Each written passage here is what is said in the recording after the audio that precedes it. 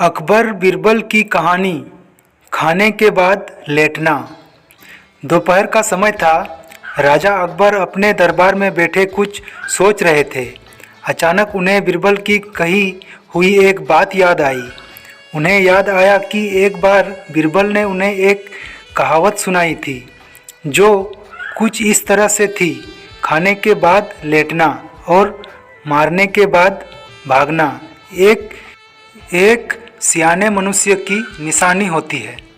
राजा सोचने लगे, अभी दोपहर का समय है, यकीनन बीरबल खाने के बाद सोने की तैयारी में होगा। चलो आज उसकी बात को गलत साबित किया जाए।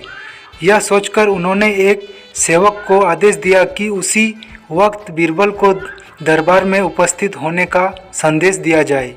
बीरबल अभी खाना खाकर बैठे ही थे कि सेवक राजा का आदेश लेकर बीरबल के पास पहुंचा। बीरबल आदेश के पीछे छिपे राजा की मनसा भली भांति समझ गए।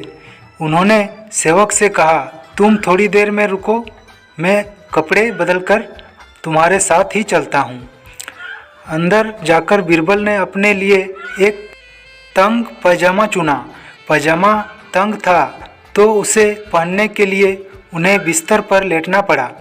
पैजामे को पहनने के बहाना कर वे थोड़ी देर बिस्तर पर ही लेटे रहे और फिर सेवक के साथ दरबार की ओर चल दिए।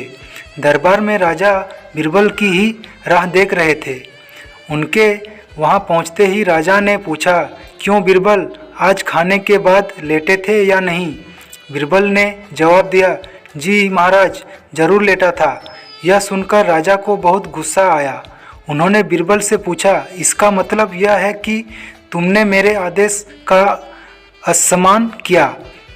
तुम उसी समय मेरे सामने क्यों उपस्थित नहीं हुए? इसके लिए मैं तुम्हें सजा देता हूँ। बीरबल ने तुरंत जवाब दिया, महाराज, ये सच है कि मैं थोड़ी देर लेटा था, लेकिन मैंने आपके आदेश की अवहेलना नहीं की है। आपको मुझ पर यकीन ना हो तो आप सेवक से इस बारे में पूछ सकते हैं। हाँ, ये अलग बात है कि मुझे इस तंग पैजामे को पहनने के लिए बिस्तर पर लेटना पड़ा था।